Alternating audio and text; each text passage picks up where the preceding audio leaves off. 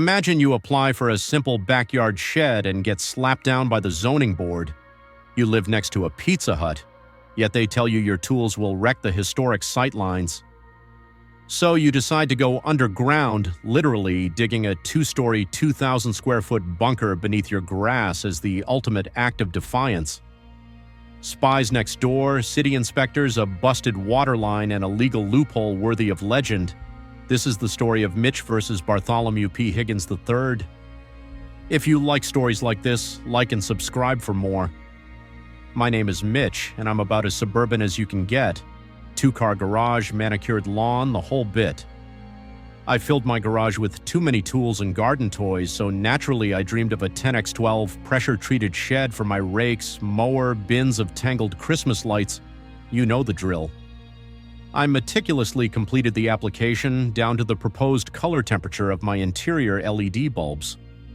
Weeks later, I received a bulky beige envelope from Bartholomew P. Higgins III, Director of Code Enforcement, Denial. My 120-square-foot shed would violate the subdivision's historical sightlines, as if the 1998 grease stain in my driveway ranked higher on the heritage scale. Fuming, I stared at the perfect stretch of grass where the shed would go.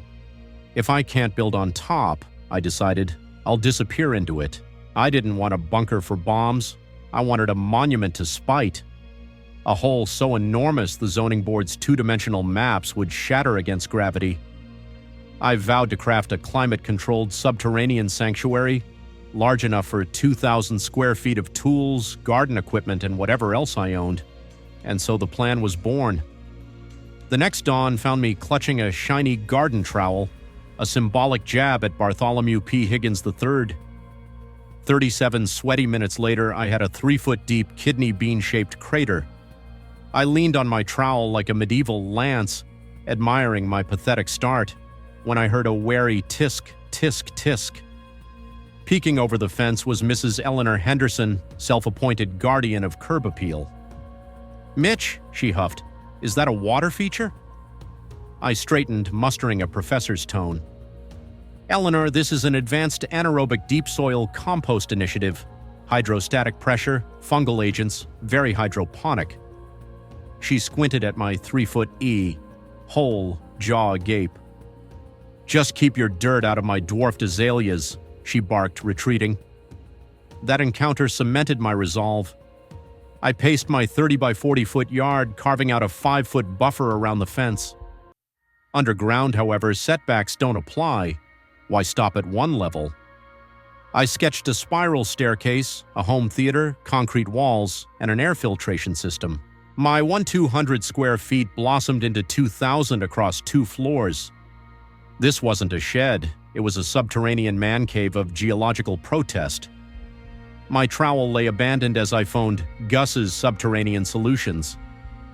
Gus arrived in a battered Ford F-350, smelling of diesel and defeat. He didn't shake my hand, just eyed my yard. I pointed at the kidney bean crater. 25 feet deep, 2,000 square feet, reinforced perimeter, temporary ramp, no questions. He tapped out a $45,000 estimate. My savings screamed, but I nodded. Deal. They thought a shed was an issue. They'll never see this. Monday morning, an angry yellow excavator named Ellis roared into my backyard. Dirt flew in an earthbound hurricane, forming Mount Mitch along my driveway. Neighbors gawked. Mrs. Henderson furiously snapped drone photos. By week's end, I had a gaping void ready for concrete. Enter Frank of Ironclad Concrete, neat, serious polo-clad. He measured my plans, 18 inches of reinforced walls. "Fallout shelter?" he asked. "Nuclear ovens at the Pizza Hut," I shrugged. "Soundproofed, blast-resistant media archive." He sighed, quoted $55,000 for walls and floors, and warned about sky-high energy bills for ventilation. I was $100,000 in the hole, but principle trumped prudence, then calamity. In week 6, Gus's crew bored the ventilation shaft and nicked the main water line for half the block. Flooding my bunker was the least of my worries. They could shut down every faucet in the neighborhood. Gus cornered me. Pressure's dropping. Someone's gonna notice.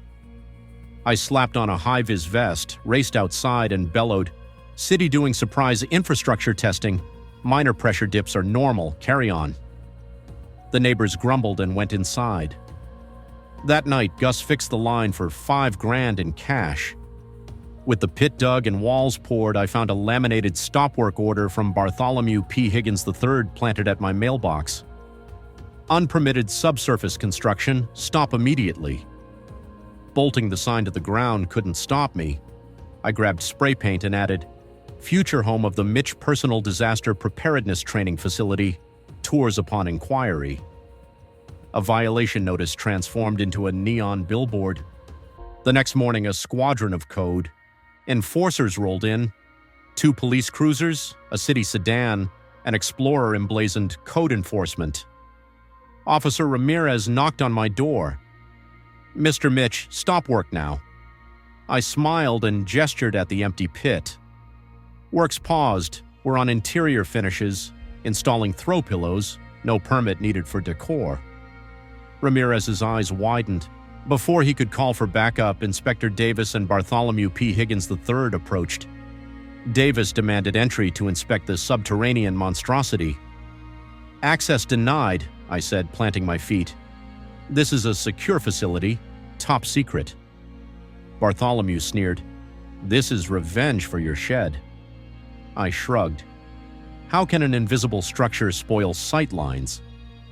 Then I boasted about Ordinance 40B subsection C, exemptions for non-habitational subsurface storage of seasonal goods.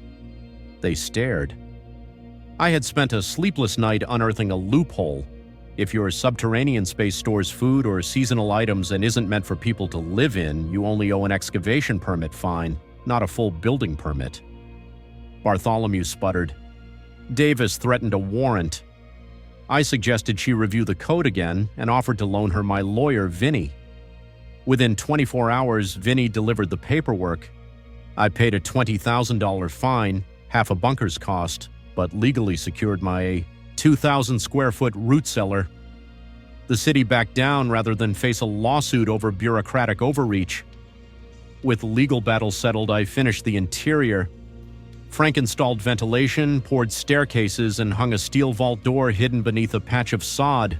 The upper level became a neon-lit arcade dubbed Mitch's Secure Media Archiving Facility. The lower floor was a luxurious theater, minibar, and a climate-controlled storage room, home to exactly 1 rake.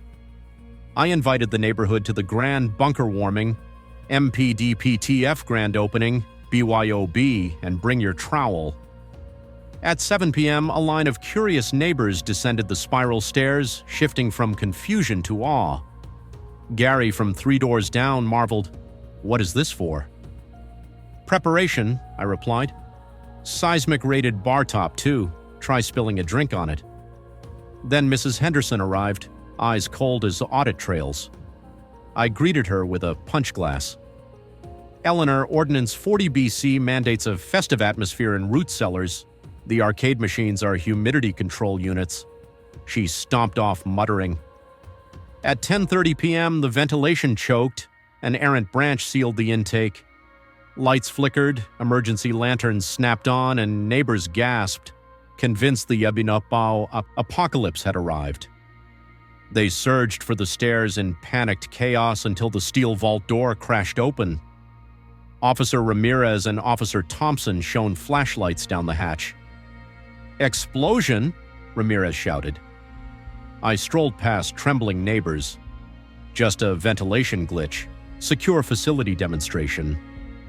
Ramirez circled a Galaga machine, eyed the 18-inch thick walls, then shrugged and left. No one wanted to wrangle a legally defined root cellar.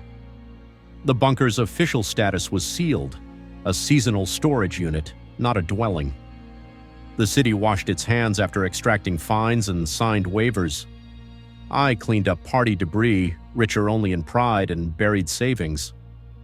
My underground fortress wasn't habitable, but it became the perfect silent movie theater and gaming haven.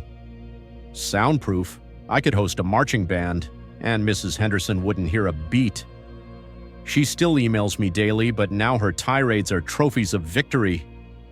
Irony struck when I remembered my original goal: store my rake and mower. I descended for a soda and found my rake in the temperature-controlled vault, gleaming on the pristine concrete floor. The mower? Still outside under a damp tarp, exactly where the unapproved shed would have stood. I smiled. Bartholomew denied me a shed, so I spent $200,000 building an underground mansion for one rake. Justice wasn't a shed.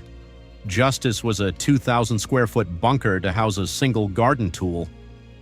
I sat in a folding chair, gazing at the rake, and whispered, "Sometimes you just have to dig deep to make a point.